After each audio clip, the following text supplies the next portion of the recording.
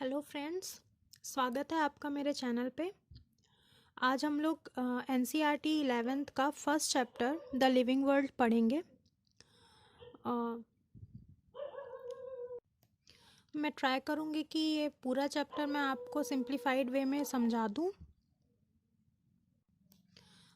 मैं सजेस्ट करूँगी अगर कोई 11th क्लास का बच्चा इसे देख रहा है और वो फर्स्ट टाइम ये चैप्टर पढ़ने जा रहा है तो प्लीज़ आप पहले एक बार एनसीईआरटी पढ़ लो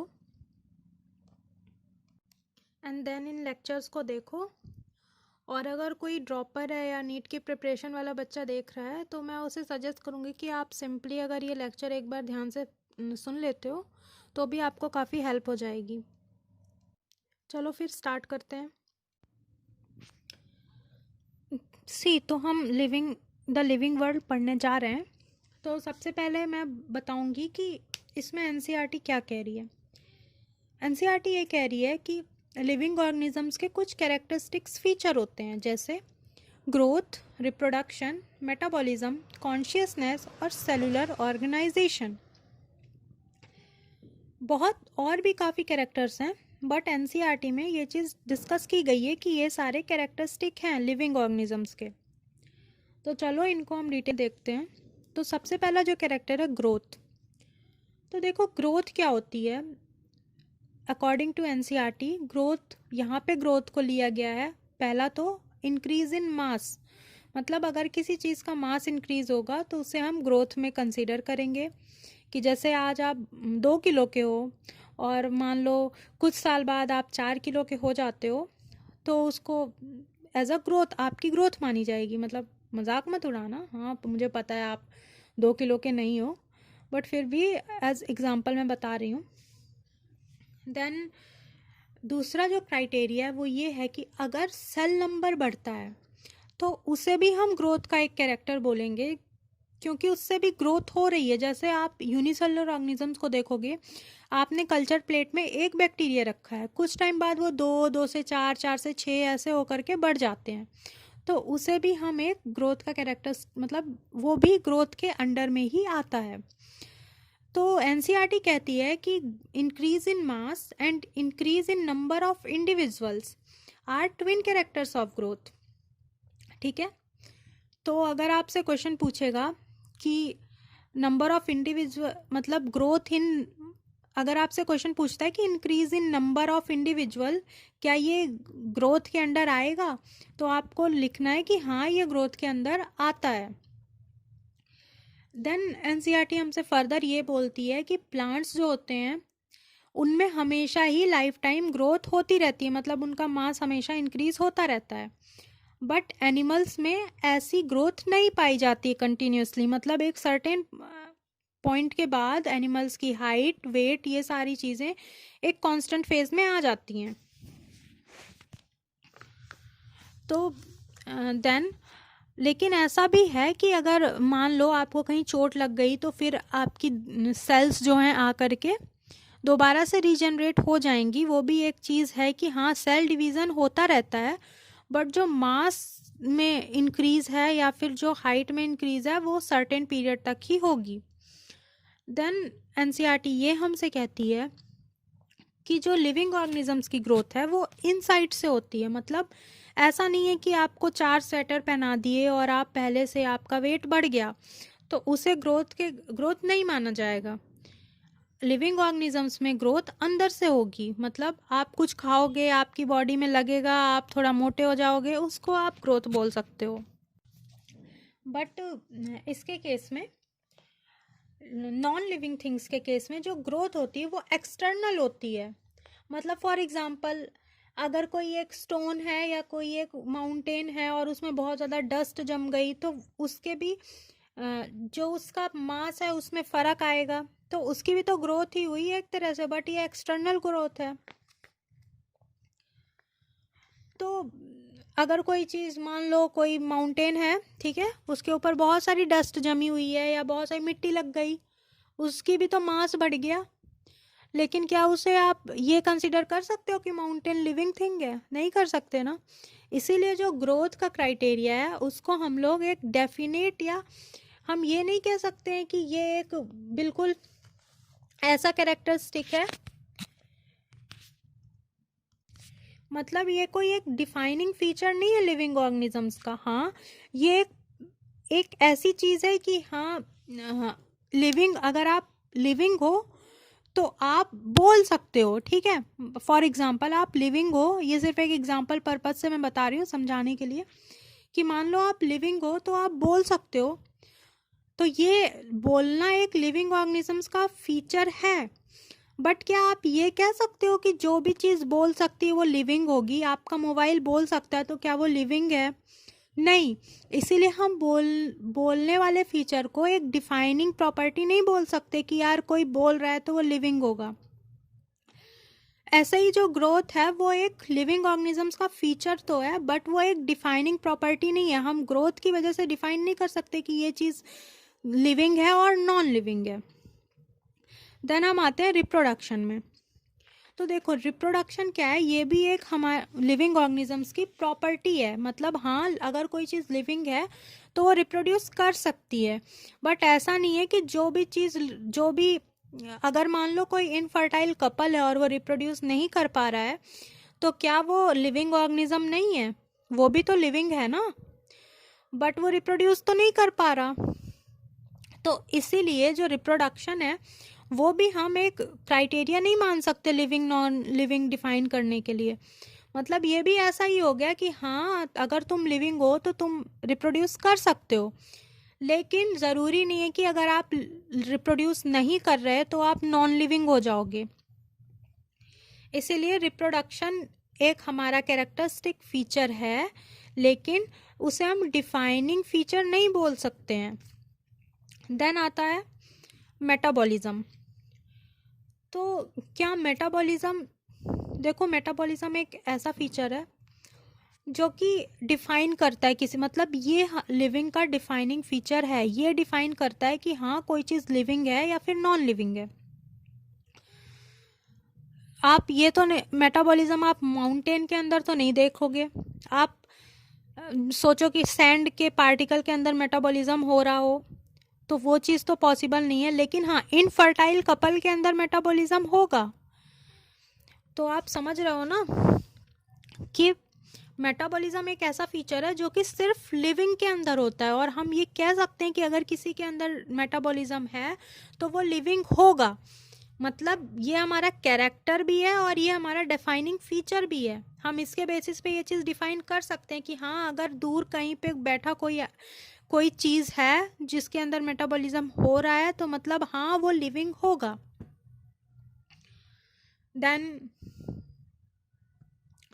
क्या होता है, पहले तो जो मेटाबॉलिज्म है, आई होप आपको ये चीज़ पता होगी, बट मैं फिर भी एक्सप्लेन कर देती हूँ कि मेटाबॉलिज्म क्या होता है। जितना भी हमारी बॉडी में रिएक्शन चल रहा होता है सबको मिला के हम मेटाबॉलिज्म बोलते हैं। मतलब sum total of all the reactions happening in our body is known as metabolism.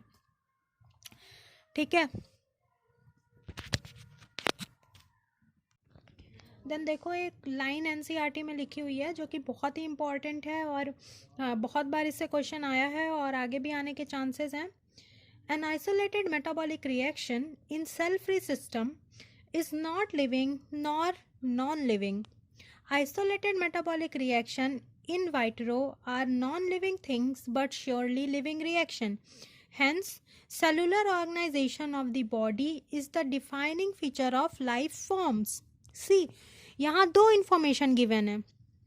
क्या करते हैं हम लोग, इसको जल्दी से पढ़ते हैं और हमें लगता है कि ये सिर्फ एक चीज़ के बारे में इन्फॉर्म कर रहा है कि जो मेटाबॉलिक रिएक्शन होती हैं, अगर कोई एक आइसोलेटेड मेटाबॉलिक रिएक्शन है, हम उसे क्या कहेंगे? ना ही वो लिविंग है और ना ही नॉन लिविंग है। उसको लिविंग नहीं बोलना है। अगर कोई आइसोलेटेड मेटाबॉलिक रिएक्शन है तो हम उसे ना ही लिविंग बोल सकते हैं ना ही नॉन लिविंग बोल सकते हैं। देन सेकेंड इन्फॉर्मेशन इज कि अगर आइसोलेटेड मेटाबॉलिक रिएक्शन है, इन वाइट्रो हो रही है वो, तो वो एक लिविंग रिएक्शन होगी, बट वो लिविंग थिंग नहीं है। मतलब वो एक लिविंग रिएक्शन है। लिविंग रिएक्शन क्यों है? क्योंकि वो लिविंग बीइंग के अंदर भी होती है, इसलिए वो एक लिविंग रिएक्शन है। बट वो लिविंग थिंग नहीं है क्योंकि वो इन वाइट्रो हो रही है। इसीलिए इसीलिए जो सेल का सिस्टम है, मतलब अगर वही रिएक्शन हमारी सेल के अंदर हो रही होती तो वो एक लिविंग चीज होती, बट अगर वो इन वाइट्रो हो रही है, समवेयर एल्स हो रही है, तो वो एक लिविंग थिंग नहीं है। मतलब यहाँ पे बुक हमसे ये कहना चाह रही है कि सेलुलर ऑर्गेनाइजेशन भी इक्वली इम्पॉर्टेंट है। मीन्स मेटाबॉलिज्म के साथ साथ सेलुलर ऑर्गेनाइजेशन भी इम्पॉर्टेंट है, यानी मेटाबॉलिज्म और सेलुलर ऑर्गेनाइजेशन दोनों ही लिविंग ऑर्गेनिज्म के डिफाइनिंग फीचर्स हैं। देन हम लास्ट चीज में आगे बढ़ते हैं, consciousness. Very interesting topic and confusing दो। सो यहाँ पे हम कॉन्शियसनेस से क्या समझते हैं। पहली चीज़ आप ये सोचो कि अगर आपको ठंड लग रही है तो आपको कैसे पता है कि आपको ठंड लग रही है। अगर आपको किसी चीज़ से खतरा हो रहा है, सडनली मान लो आपके सामने भूत आ गया, आपको डर लगा, तो वो क्या चीज़, किस चीज़ की वजह से हो रहा है, क्योंकि आप कॉन्शियस हो अपने आप को लेके, आपको पता है कि कब कैसे रिएक्ट करना है। अगर आपको यही नहीं पता हो कि कब कैसे रिएक्ट करना है तो हो जाएगा ना लोचा।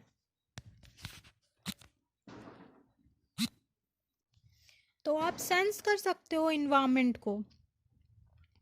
तो देखो यहाँ दो टर्म्स आएंगी, एक तो आती है कॉन्शियसनेस। तो कॉन्शियसनेस का क्या मतलब होता है कि हम इन्वायरमेंट को सेंस करके उस पर रिस्पॉन्स करें। जैसे आपको ठंड लग रही है, आपने देख लिया कि हाँ बाहर ठंड है, आपने स्वेटर पहन लिया, ठीक है, या आपको पता है कि चलो ठंड है तो आप शिवर करने लगे, होता है ना, ऐसे ऐसे करते हैं तो आप शिवर करने लगे।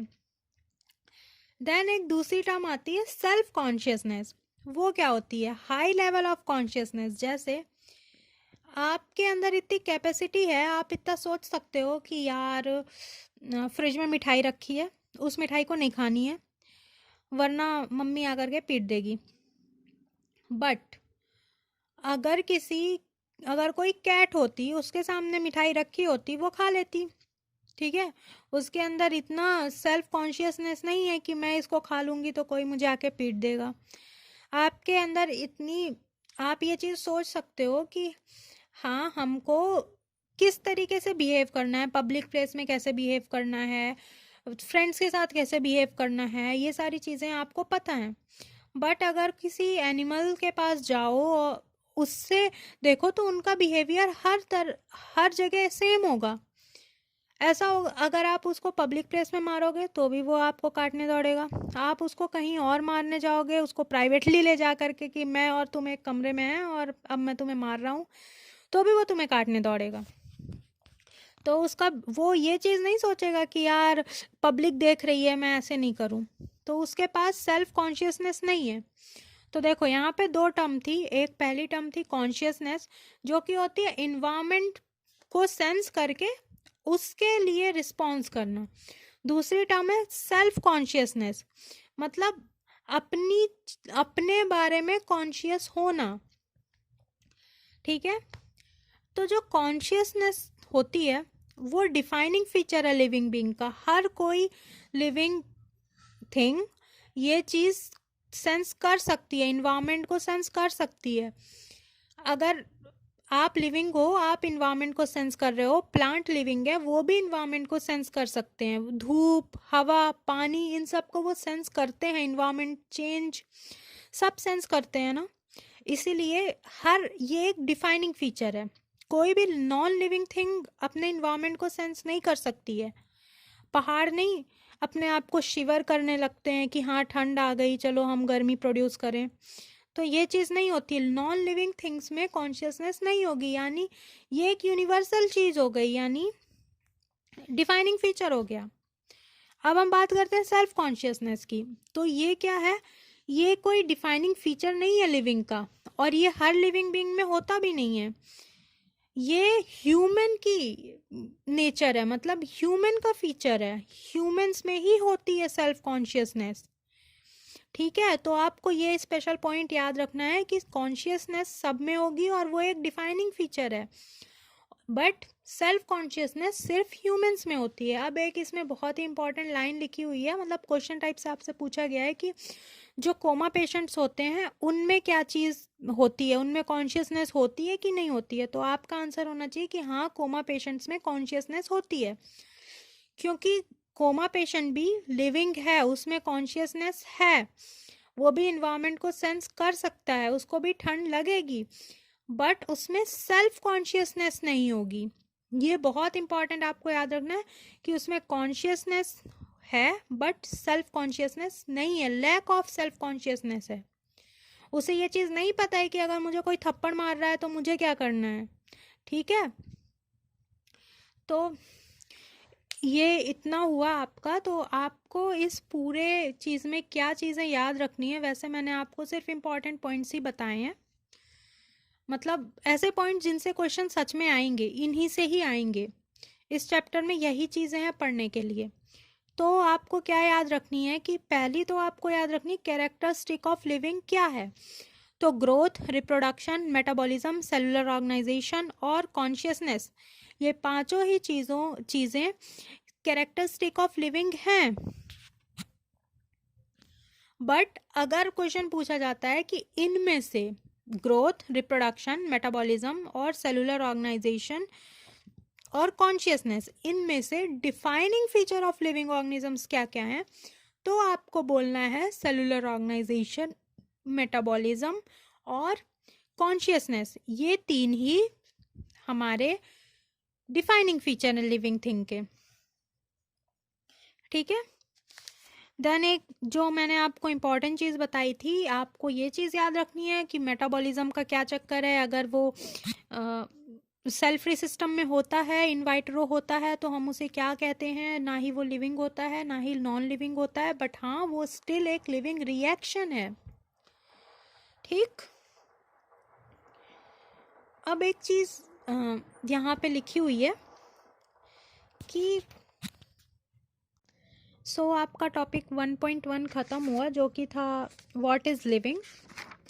देन आपका टॉपिक स्टार्ट होता है diversity 1.2 diversity in the living world. So इसमें से जो आपसे पूछेगा मैं आपको बता देती हूँ इसका समरी। इसके बाहर से, इस जितना मैं बता रही हूँ उसके बाहर से कुछ नहीं पूछेगा। सबसे पहले आपको ये याद रखना है कि बायोडाइवर्सिटी कितनी है, मतलब द नंबर ऑफ बायोडाइवर्सिटी क्या होती है और कितनी है। सो व्हाट इज़ बायोडाइवर्सिटी, सबसे पहले ये समझते हैं। The number of species that are known and described are range between 1.7 to 1.8 millions. This refers to biodiversity or the number and type of organisms present on earth. So देखो biodiversity क्या होती है कि जितने भी डाइवर्स मतलब अलग अलग भिन्न भिन्न प्रकार के प्राणी इस पृथ्वी पर मौजूद हैं, उन्हीं उसी चीज़ को हम बायोडाइवर्सिटी बोलते हैं। और अभी तक हमने जितना रीड किया है, जितने हमने एक्सप्लोर किए हैं, वो हैं 1.7 to 1.8 million, and this number is really very important. आपको ये चीज़ याद रखनी है।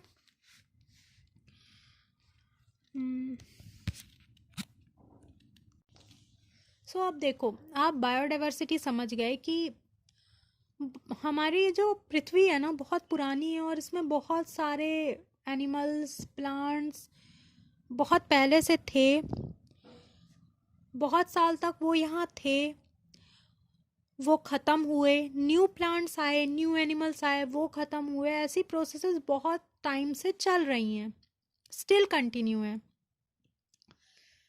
और आप हर जगह देखते होंगे कि आपको बहुत तरीके के प्लांट्स दिखते हैं, बहुत तरीके के एनिमल्स दिखते हैं। वो सारी चीज़ें बायोडाइवर्सिटी के अंदर ही आती हैं। अब आप इतना इतना वास्ट है ये सब कुछ कि हम बहुत ज़्यादा स्टडी नहीं कर पाते इसके बारे में। हम बहुत एक होता है ना, आपको इकोलॉजी वाले चैप्टर में, 12th के चैप्टर में मिलेगा, उसमें लिखा हुआ है कि ये जो बायोडाइवर्सिटी है ना वो एक ओशन की तरह है, और हमने इसमें से सिर्फ एक ड्रॉप की तरह पढ़ाई की हुई है।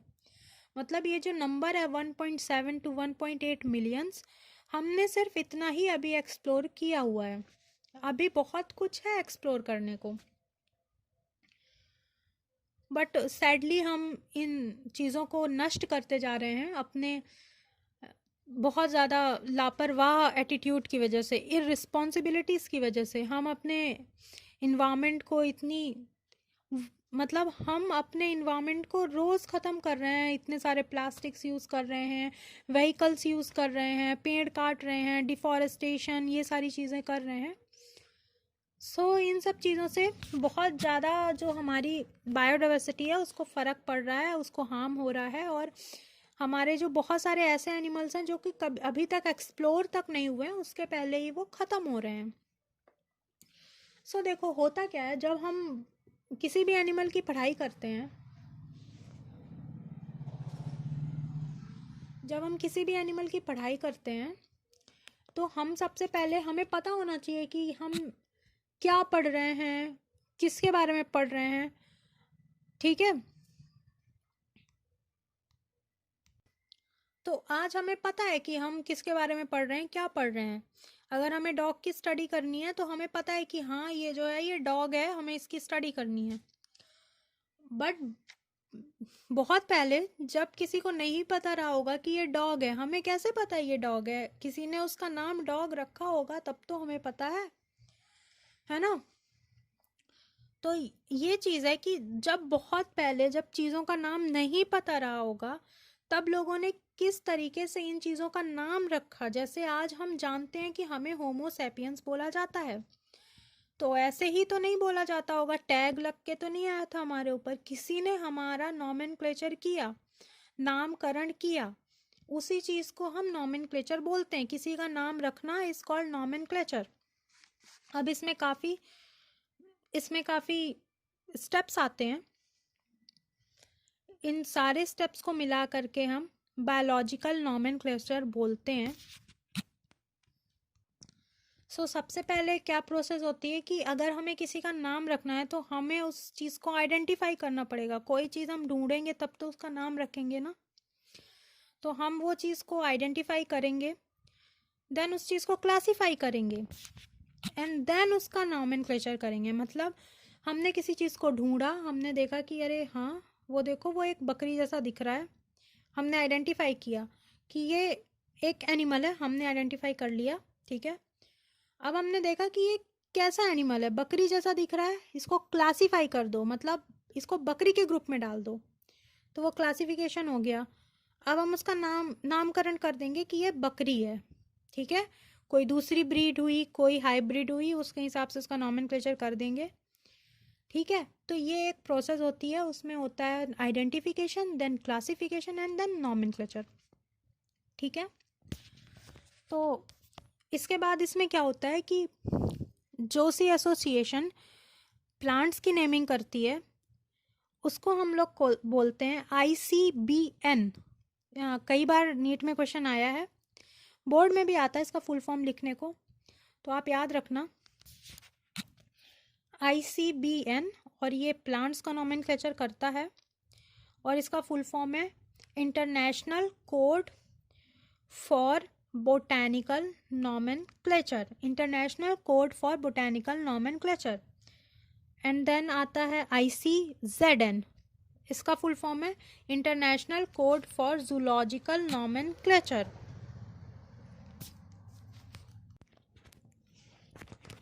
देखो अब हमने इतनी सारी महाभारत पढ़ ली, नॉमेनक्लेचर कैसे होता है क्या होता है, बट हमने ये नहीं पढ़ा कि इसको फर्स्ट टाइम किया किसने, इन सब का बाप कौन है।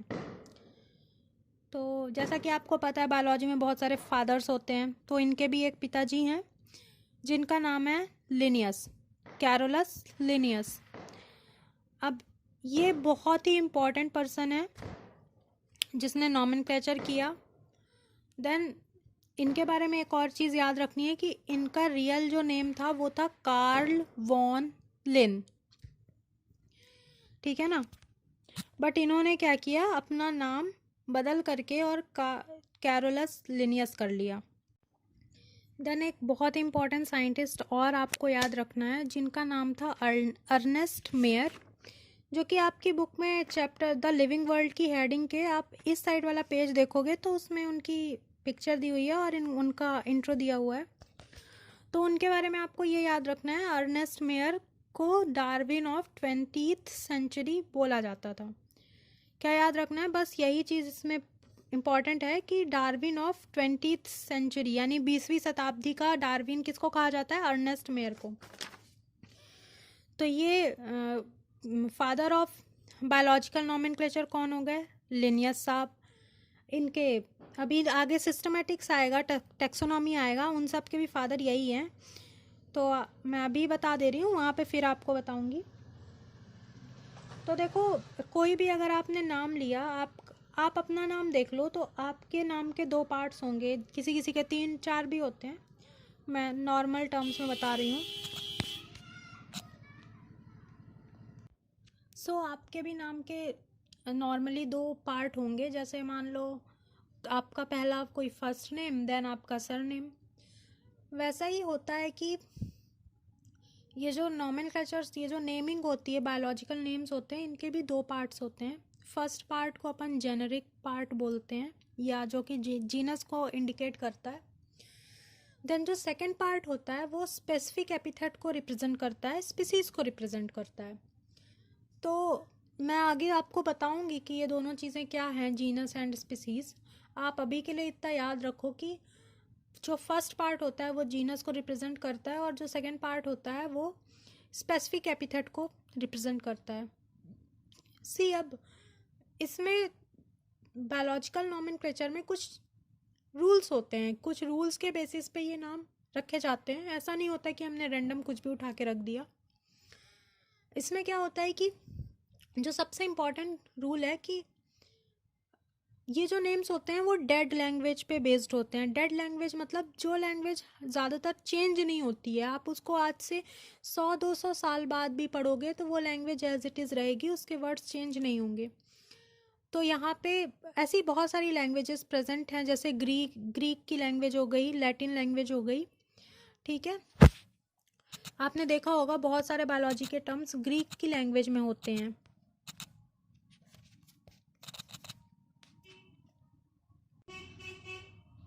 तो यहाँ पे लैटिन लैंग्वेज का यूज़ किया जाता है, मतलब बायोलॉजिकल नॉमेनक्लेचर लैटिन लैंग्वेज में होता है और इटैलिक्स में लिखा जाता है। तो यहाँ पे 2 लैंग्वेजेस का नाम आया। पहला है कि जो नाम होते हैं वो लैटिन लैंग्वेज में होते हैं और उनको इटैलिक्स में लिखा जाता है। देन अगर कोई भी एनिमल, प्लांट, कोई भी किसी भी देश का हुआ, जापान, इंडिया, पाकिस्तान, नेपाल, किसी भी देश का हुआ, बट उसकी नेमिंग हम लैटिन लैंग्वेज में ही करेंगे और उसको हम इटैलिक्स में ही लिखेंगे। ये एक रूल है। देन इसका सेकेंड रूल ये है कि ये 2 पार्ट्स में होंगे, जो कि मैं आपको पहले अभी बता चुकी हूँ कि जेनेरिक एपिथेट, जेनेरिक पार्ट होगा और इसका दूसरा पार्ट होगा स्पेसिफिक एपिथेट। अब अगर इसको हम कहीं पे लिख रहे हैं, मान लो हैंड रिटन है, तो उसको हम सेपरेटली अंडरलाइन करेंगे। जेनेरिक पार्ट को अलग अंडरलाइन किया और स्पेसिफिक पार्ट को अलग अंडरलाइन किया। तो अगर हमने ये कहीं पे हैंड रिटन ये चीज़ लिखी, कोई भी चीज़ का नाम, जैसे मैंगीफेरा इंडिका लिखा, मैंगो का नाम, तो मैंगीफेरा को हम सेपरेटली अंडरलाइन करेंगे और इंडिका को हम सेपरेटली अंडरलाइन करेंगे। बट अगर यही चीज़ हम कहीं पे प्रिंटेड फॉर्म में भेज रहे हैं, प्रिंटेड फॉर्म में पढ़ रहे हैं, प्रिंटेड फॉर्म में लिख रहे हैं, तो फिर हम इटैलिक्स का यूज़ करेंगे, तब अंडरलाइन करने की नीड नहीं है। तो ये था दूसरा रूल। अब हम तीसरे रूल पे जाते हैं। यही मतलब दूसरा और तीसरा मैंने मर्ज कर दिया। वही दूसरा रूल ये था कि 2 पार्ट्स होते हैं और तीसरा रूल ये राइटिंग के ऊपर था कि अगर हम लिखेंगे तो कैसे लिखेंगे और प्रिंट होगा तो कैसा होगा। देन फोर्थ रूल ये है कि अगर किसी साइंटिस्ट ने किसी भी चीज़ का नाम रखा, मान लो मैंगीफेरा इंडिका किसी साइंटिस्ट ने नाम रखा, फॉर एग्जांपल लिनियस ने रखा है, तो ये क्या करेंगे, मैंगीफेरा इंडिका के बाद अपना भी नाम जोड़ देंगे। बट पूरा नाम नहीं जोड़ेंगे, एब्रीबिएशन के फॉर्म में जोड़ेंगे, रोमन नंबर के फॉर्म में जोड़ेंगे, रोमन लेटर्स के फॉर्म में, एब्रीविएशन के फॉर्म में जोड़ेंगे। जैसे मैंगी, फेरा, इंडिका, लिन। ठीक है, तो आई होप आपको इतना समझ आ गया होगा।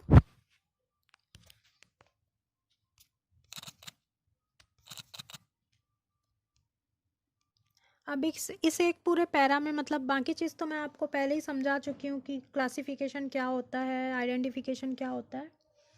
यहाँ पे एक बहुत ही इंपॉर्टेंट चीज़ जो आप छोड़ देते हो पढ़ते टाइम, इससे एक दो बार क्वेश्चन आया है। एल्सेशियन लिखा हुआ है यहाँ पे, ALSATIANS, एल्सेशियन। तो ये एल्सेशियन क्या है, तो आपको ये याद रखना है, एल्सेशियन एक डॉग की ब्रीड है, not species, not genus, it is a breed of dog. ठीक है ना, Alsatian is a dog breed. Then आप इस पूरे चैप्टर में एक चीज़ पढ़ोगे, taxa. What is taxa? Taxa जो है कैटेगरी को बोलते हैं, कोई भी कैटेगरी हो हम उसे टैक्सा बोल सकते हैं।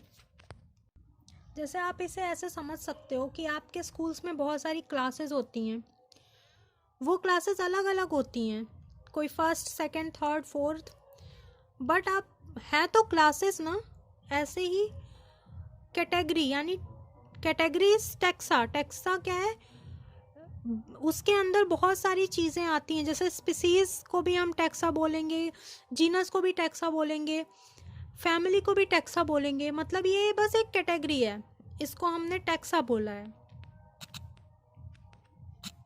तो इसकी डेफिनेशन है, the scientific term for category is known as taxa. और ये डिफरेंट लेवल पे कैटेगरी को इंडिकेट करता है, मतलब आप टैक्सा को एज अ कैटेगरी मान लो। ज़्यादा इसमें कंफ्यूज होने की ज़रूरत नहीं है, सिंपल सा क्वेश्चन आएगा, आप कर लोगे। और यही डिफरेंट टैक्सा या डिफरेंट कैटेगरी में क्लासीफाई, किसी भी चीज़ को क्लासीफाई करने को हम टैक्सोनॉमी बोलते हैं। अगर कोई प्लांट है और हमने उसका क्लासिफिकेशन कर दिया किसी भी एक कैटेगरी के थ्रू, तो हम उस प्रोसेस को टैक्सोनॉमी बोलेंगे। और फादर ऑफ टैक्सोनॉमी लिनियस हैं, जो कि मैंने आपको पहले भी बताया था।